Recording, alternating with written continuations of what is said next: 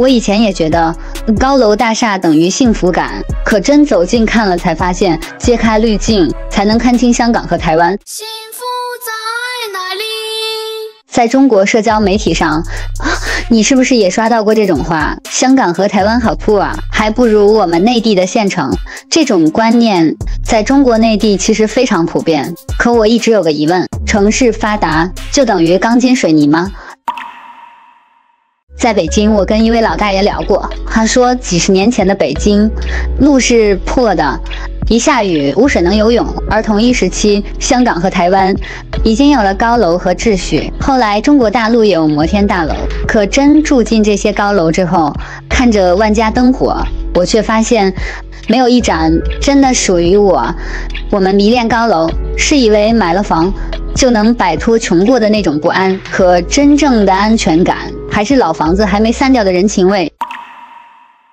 在中國短視頻平台，有些台灣博主為了流量，專門跑到101大廈附近找幾棟老房子拍，評論區立刻狂歡，這還不如我村兒。我就想問一句，你怎麼不拍你村的茅廁和溝渠呢？說真的，城市就像人一樣，不能光看臉面，誰還沒點歲月痕跡？老房子也能住出人情味，不是每棟樓都要抹灰貼磚，生活才算體面。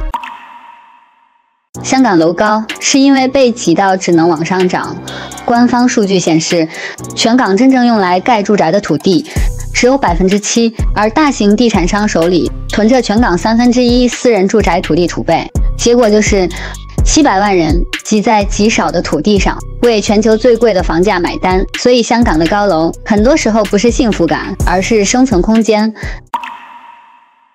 來個歷史回放，看看香港、台灣80年代的老視頻，城市面貌、生活秩序已經非常現代化，而我們那時候還在撒尿和泥呢。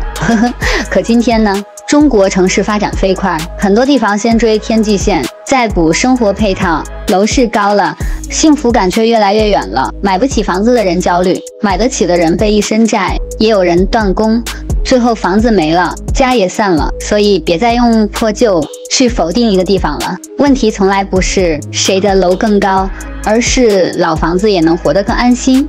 你覺得一個城市該看樓的高度，還是人的尊嚴？下期小雪繼續帶你看世界，也看自己。